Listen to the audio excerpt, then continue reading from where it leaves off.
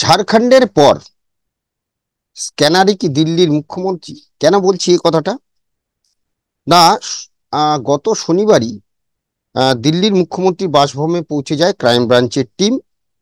অর্থের বিনিময়ে আম আদমি পার্টির যে বিধায়কদের কেনার চেষ্টা হচ্ছে বলে বিজেপির বিরুদ্ধে অভিযোগ করেছিলেন কেজরিওয়াল।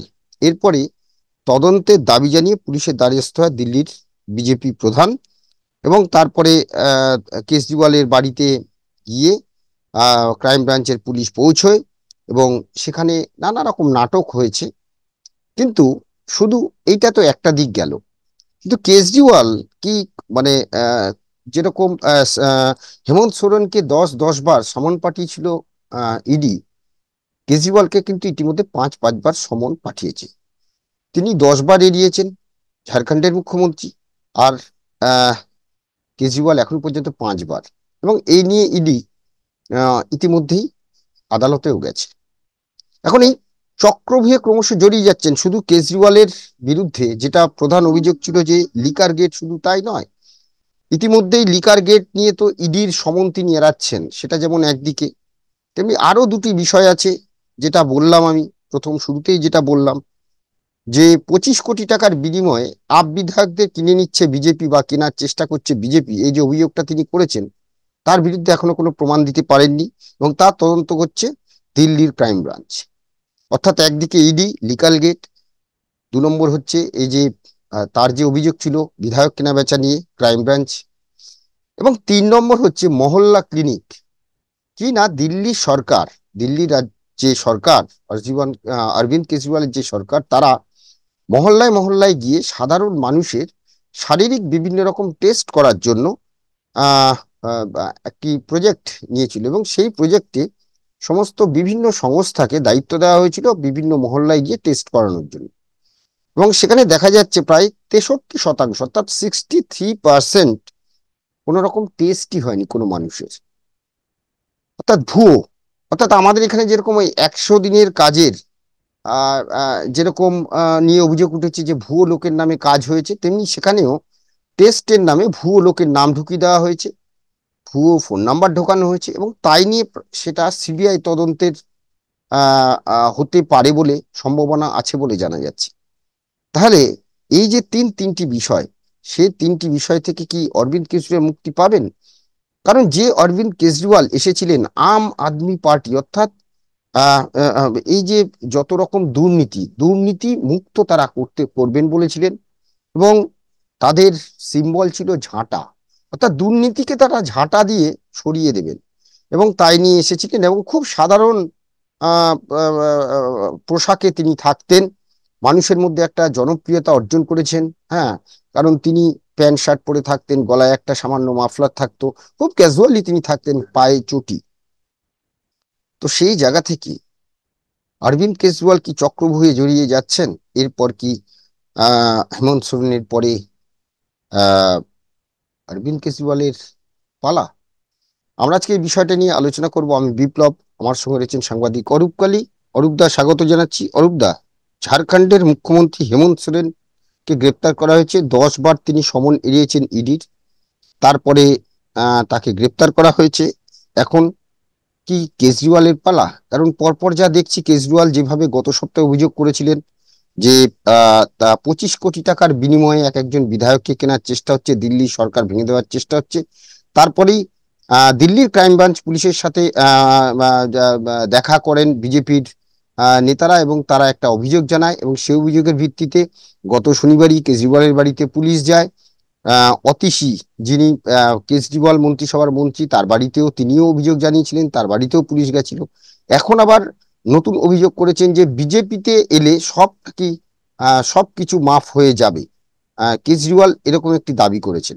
তখন প্রশ্ন হচ্ছে যে এরপরে কি তাহলে চক্রভুহে জড়িয়ে যাচ্ছেন ধীরে ধীরে কেজরিওয়াল? কি মনে হচ্ছে?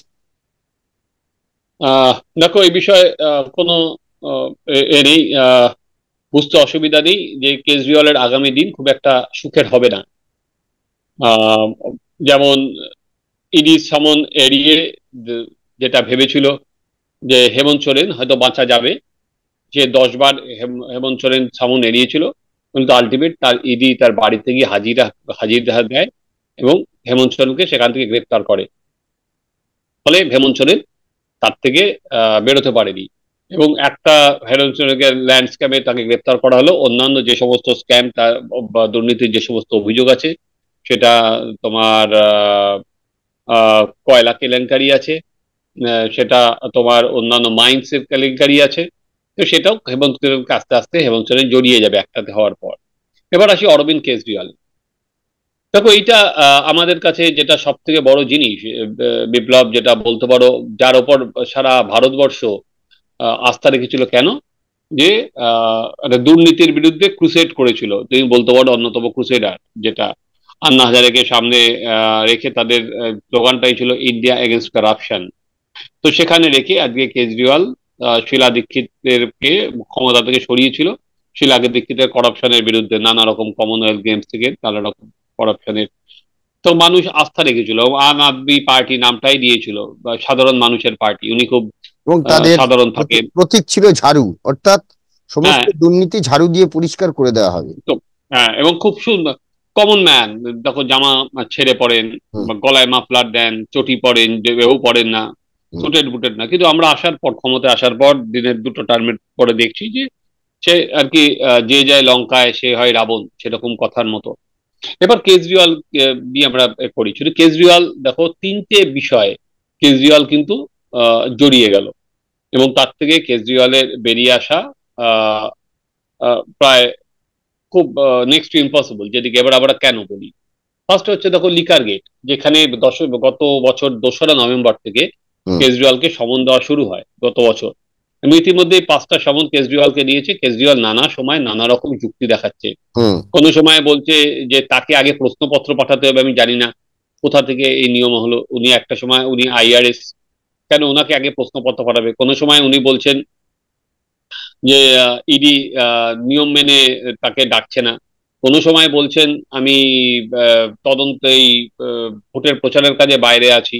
নানা ইস্যুতে বলিয়ে উনি কিন্তু সমন এড়িয়ে এড়াচ্ছেন। যাচ্ছে। হুম, হ্যাঁ, এবং উল্টে বলছেন আমাকে আদালতে আমাকে গ্রেপ্তার করতে চাইছে। দেখো, দুটো জিনিস। আমি প্রথমে যদি এটা আসি, এখনো পর্যন্ত লিকার গেট এতে একের পর এক আপ নেতা গ্রেপ্তার হয়েছেন। আমরা দেখেছি মনীষ সিসোদিয়া গ্রেপ্তার হয়েছেন, আমরা দেখেছি সত্যেন্দ্রনাথ জৈন গ্রেপ্তার হয়েছেন, আমরা দেখেছি সঞ্জয় সিং গ্রেপ্তার হয়েছেন, ইতিমধ্যেই গ্রেপ্তার হয়েছেন। এবং তাছাড়া তো অনেক যারা এর সঙ্গে যুক্ত আছেন তারাও গ্রেপ্তার হয়েছেন। সেখানে আদালত কিন্তু ইতিমধ্যেই বলেছে, প্রাইমা ফেসি আছে, যে যেখানে দাঁড়িয়ে একটা মানি লন্ডারিং দেখা যাচ্ছে। সেটা অ্যামাউন্টটা কম নয়, প্রায় বলছে প্রায় 350 কোটি টাকা। অ্যামাউন্টটা বিরাট, মানি লন্ডারিং পাওয়া যাচ্ছে। এবং সেখানে ধরো আজকে এতদিন ধরে একটা উপমুখ্যমন্ত্রী ছিলেন, তিনি আছেন, এমপি আছেন, এখনো পর্যন্ত কিন্তু কেউ জামিন পাননি। কেজরিওয়ালরা যদিও বলছেন এটা সবই খাতায় কলমে হয়েছে, কিন্তু ধরো যে লিকার পলিসি যেটা চেঞ্জ করা হয়েছিল, যে তার ফলে দেখা যাচ্ছে যে কিছু নম্বর যারা লিকার ডিলার, তারা সুবিধা পেয়েছেন, এবং সেই টাকা আপ আপের আর কি ভোটে অ্যাকাউন্ট, যেখানে গোয়াতে আপ যে ভোট করেছিল সেখানে কাজে লেগেছে, বা আপের নেতারা তার থেকে কিকব্যাক নিয়েছেন, সেটা অন্যতম অভিযোগ। এবং সেখানে মানি ট্রেল দেখা যাচ্ছে। তো কেজরিওয়াল ধরো যদি লিকার পলিসিটাতেই চেঞ্জ হয়, এটা কেজরিওয়াল যেহেতু মুখ্যমন্ত্রী, যে- সে ছাড়া তো হবে না, মুখ্যমন্ত্রী নোট ছাড়া তো পলিসি হতে পারে না। ফলে কেজরিওয়াল কিন্তু এর থেকে বেরোতে পারবেন না। উনি একবার দুবার তিনবার করে ভাবছেন। অলরেডি ইডি সেটা নিয়ে আদালতেও চলে গেছে, যে কেজরিওয়াল তাদের সমনের জবাব দিচ্ছে না, কেজরিওয়ালকে তার উত্তর দিতে হবে। এটা প্রথম নম্বর কেস। দেখো, আইনের চোখে তুমি যদি তদন্তে আর কি সহযোগিতা না করে। সহযোগিতা না করো, হ্যাঁ, সেটা কনস্টিটিউশনালি একটা তুমি কনস্টিটিউশনাল পোস্ট হোল্ড করে আছো। একটা সময় যিনি আহ, যখন ওই আন্দোলন করছিলেন, তখন বলেছিলেন যে কারোর বিরুদ্ধে অভিযোগ এলেই তার সরে দাঁড়ানো উচিত।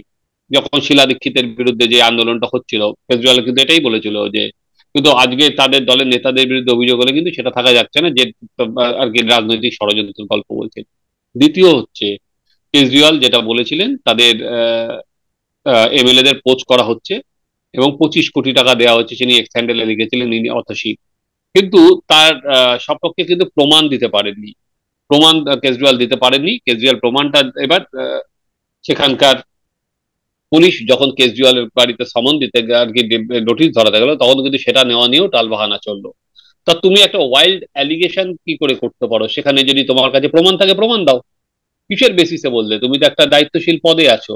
আর তোমার হয়তো মনে আছে এই কেজরিওয়াল এই একটা সময় অরুণ জেটলির বিরুদ্ধেও কিন্তু এই অভিযোগ করেছিলেন যে টাকা পয়সা নিয়ে।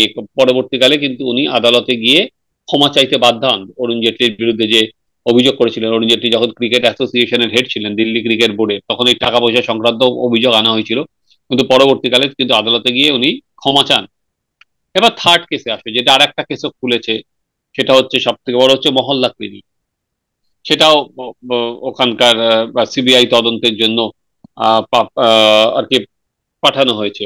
এলজি পাঠিয়েছেন। মহল্লা ক্লিনিক কি আছে সেটাতে জানা যাচ্ছে যে যে সমস্ত ক্লিনিক, সেখানে প্রায় দেখা যাচ্ছে 63% যে কেস টেস্ট হয়েছে, বলছে সেই টেস্ট গুলোই হয়নি। বুঝেছো? সেই টেস্ট হয়নি, অথচ বিভিন্ন যে বেসরকারি যে সমস্ত সংস্থা, সেখানে টাকা অ্যালট করা হয়েছে এবং সেখানে কোটি কোটি টাকা সেই টেস্টের নাম করে ঘুরিয়ে দেওয়া হয়েছে। তাদের জিজ্ঞেস করা হয়েছে, যাদের বলা হয়েছে টেস্ট হয়েছে কিনা, তাদের টেস্ট হয়নি বলে তারা জানিয়েছে। সেটা সংখ্যা কিন্তু 63%। অলরেডি সেটা দিল্লি পুলিশ তদন্ত করে হ্যাঁ, এর যে গ্রহণযোগ্যতা আছে সেটা পেয়েছে। এলজি সেখানে সিবিআই কে দিয়েছে এবং সেখানে বলা হচ্ছে ধরো বিভিন্ন ফেক, শুধুমাত্র আহ, আর কি আহ, লোকের নাম যেমন দেওয়া হয়েছে, তেমনি প্রচুর টেলিফোন নাম্বার দেওয়া আছে, সেগুলো দেখা গেছে সব ফেক টেলিফোন নাম্বার। সেখানে দাঁড়িয়ে টাকাটা ঘোরানো হয়েছে। তুমি ধরো সরকার থেকে কি করেছে, এইসব মহল্লায় টেস্ট করাবে বলে বিভিন্ন বেসরকারি এজেন্সিকে নিয়োগ করেছে। এবার তাদের মাধ্যমে সেই টেস্ট গুলোই হয়নি, কিন্তু তার মাথা পিছু তো টাকা অ্যালটমেন্ট টাকা হয়েছে। ফলে অ্যালটমেন্ট। এইটাতেও বলে সিবিআই তদন্তের দিকে আর কি এলজি রেকমেন্ড করেছে, ফলে সিবিআই তদন্ত শুরু হবে। তাহলে কি দেখলাম? একটা ইডি তদন্ত, একটা সিবিআই তদন্ত, আর এটা হচ্ছে দিল্লি পুলিশের ক্রাইম ব্রাঞ্চ, সেটা কিন্তু তদন্ত করছে। 5 তারিখের মধ্যে ক্রাইম ব্রাঞ্চ কেজরিওয়াল এবং অতসীকে আহ, তার আর কি যে নোটিশ দিয়েছে, তার কোথা থেকে কি সেটার বলা হয়েছে সেটা জানানোর ক্ষেত্রে। এবার যদি না হয়, তাহলে স্বাভাবিকভাবে কেজরিওয়ালের বিরুদ্ধে পাল্টা এরা আইনগত দিক দিয়েই যাবে। এবার আদালত কি বলছে কালকে আদালত খুললে বোঝা যাবে। কেজরিওয়াল যদি ভেবে থাকে যে আর কি সমন এড়িয়ে বাঁচা যাবে, যেটা হেমন্ত সোরেন ভেবেছিল, সেটা হবে না। এবং বর্তমান জায়গায় ধরো এমন ভাবেই ধর আর কি ইন্ডিয়া জোট এতটাই ছত্রখান অবস্থায়, তাহলে কে কার হয়ে গলা ফাটাবে, কে কার হয়ে লড়বে? এবং যে ন্যারেটিভ আজকে বিজেপি বা নরেন্দ্র মোদী সেটা করছেন সারা ভারত জুড়ে, সেটা হচ্ছে যে দুর্নীতির বিরুদ্ধে বিজেপি অল আউট লড়ছে। সেটাই তো ন্যারেটিভ তৈরি হচ্ছে এবং সেখানে দাঁড়িয়ে কিন্তু তারা জনসমর্থন পাচ্ছে। যদি জনসমর্থন না পায়, তাহলে বিধানসভা যে 3টি বিধানসভার নির্বাচন হলো, তাহলে কিন্তু বিজেপি এরকম ল্যান্ডস্লাইড বৃদ্ধি হতো না, যে জয় পেত না। কারণ প্রতিটা দলই কিন্তু বলেছিল যে ইডি সিবিআই দিয়ে ফাঁসানো হচ্ছে, ষড়যন্ত্র করা হচ্ছে। এই কথাগুলো কিন্তু কিন্তু প্রত্যেকেই বলেছিল। কিন্তু ইন্টারেস্টিং হচ্ছে, ধর এত কিছু বলার পর আদালতে যখন মামলা হচ্ছে, এরা কিন্তু এক কথায় জামিন পাচ্ছে না কেউই। এবং একবারে মানি লন্ডারিং এতে ঢুকে গেলে তুমি নিশ্চিত থাকতে পারো একটা বছর। কেজরিওয়াল যদি ভোটের আগে ঢুকে যায় তা নিশ্চিত। এবং মাঝে মাঝে কেজরিওয়াল ওখানে যেমন নাটক করার জন্য করেন, একটা মানুষের জনমত নিয়েছিলেন উনি জেলের মধ্যে থেকে যে আর কি চালাবেন নাকি সরকার, যেটা হয় না। জেলে যাওয়ার আগে যদি যেরকম হেমন্ত সোরেনকে আমরা দেখলাম, ইডি যখন বলেছিল গ্রেপ্তার করবো, তাকে পদত্যাগ আগে করেছে, তারপরে গ্রেপ্তার দেখানো হয়েছে। ফলে কেজরিওয়াল এখন জানি না কি, আমরা তো কিন্তু এইটা একটু ঘটনা যে কেজরিওয়াল অর্থাৎ সময় কিন্তু খুব খারাপ হ্যাঁ, আসছে। অর্থাৎ তিনটি বিষয়, মানে শুধু যে লিকার গেট সেটা নয়। লিকার গেটে যেমন ইডি সমন এড়াচ্ছেন, তেমনি তিনি যে দাবি করেছেন যে এক একজন বিধায়ককে 25 কোটি টাকা করে দেওয়া হচ্ছে তাদের বিধায়ক কেনার জন্য, বিজেপি এটা করছে এবং তার বিরুদ্ধে কেনা দিল্লি ক্রাইম ব্রাঞ্চ পুলিশ তার বিরুদ্ধে তদন্ত করছে। এবং সেই তদন্ত এখনো পর্যন্ত কোনো প্রমাণ কিন্তু তারা দিতে পারেননি। আবার সেই সঙ্গে পাশাপাশি কেজরিওয়াল দাবি করছেন এখন যে বিজেপিতে নাকি চলে গেলে বা বিজেপিতে আসলে সবকিছু মাফ হয়ে যাবে, এই কথাও তিনি বলছেন। আর 3 নম্বর হচ্ছে যে এই যে মাচা মহল্লা ক্লিনিক অর্থাৎ যে মহল্লাগুলিতে মানুষের শরীরের বিভিন্ন রকম যে টেস্ট পরীক্ষা করানোর কথা, বিভিন্ন বেসরকারি এজেন্সিকে দিয়ে পরীক্ষা করানোর কথা বলা হয়েছিল। সরকারের টাকা অ্যালটমেন্ট হয়েছে, কিন্তু পরীক্ষায় হয়নি, ভুয়ো নাম ভুয়ো টেলিফোন নাম্বার দিয়ে টাকাটাকে পুরো ঘোরানো হয়েছে এবং সেটা সিবিআই তদন্তের দিকে যাচ্ছে। অর্থাৎ আমরা যেটা বলছিলাম যে চক্রব্যূহে কেজরিওয়াল কি পড়ে গেলেন এবং কেজরিওয়াল কি তার মানে হেমন্ত সোরেনের পরে এবার কি কেজরিওয়াল, আমরা সেদিকেই নজর রাখবো।